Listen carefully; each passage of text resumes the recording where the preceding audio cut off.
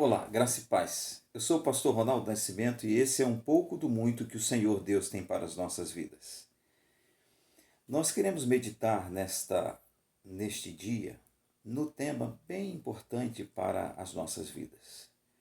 O tema é: nós precisamos admirar e amar a sabedoria e a graça de Deus. O texto bíblico se encontra na carta do apóstolo Pedro, na sua primeira carta, no capítulo 2, desculpe, versículo 24, diz assim um texto para nós: carregando ele mesmo em seu corpo sobre o madeiro os nossos pecados, para que nós, mortos para os pecados, vivamos para a justiça. Por suas chagas fostes sarado. Quando nós falamos da sabedoria de Deus, nós percebemos que ela é maravilhosa. É interessante percebermos que os açoites dados em Jesus, as feridas feitas em Jesus, elas foram exercidas ou foram feitas para a remissão dos nossos pecados, para a cura das nossas feridas, para remissão e perdão dos nossos pecados. Quando nós olhamos para a graça de Deus, nós precisamos ficar maravilhados pelo fato de que o Senhor Deus poderia ter nos açoitado, era a chance iminente dele desferir sobre nós a sua justiça vingadora, podemos assim dizer.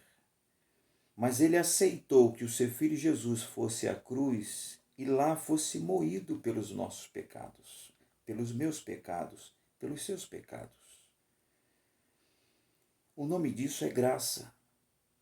E nós precisamos nos maravilharmos da sabedoria dele de ter enviado o seu Filho como sacrifício pelos nossos pecados. Nós precisamos nos maravilhar da sua graça, porque ele poderia ter desferido em nós com a sua vara de justiça, com a sua vara da ira, com a sua vara de ferro, desferir sobre nós o que verdadeiramente nós merecíamos, mas ele assim não fez. Ele nos poupou pela sua sabedoria e por sua graça. E nós precisamos admirar esses atributos de Deus até o ponto de amá-lo, de forma a depositar a nossa vida, crendo que esta obra na cruz do Calvário foi suficiente para nos habilitar, crendo nela, a entrarmos nos céus, a vivermos ao lado do Senhor Jesus. O texto que nós lemos diz para nós: carregando ele mesmo em seu corpo, sobre o madeiro, os nossos pecados, para que nós, mortos para os pecados, vivamos para a justiça. Por suas chagas fostes sarado.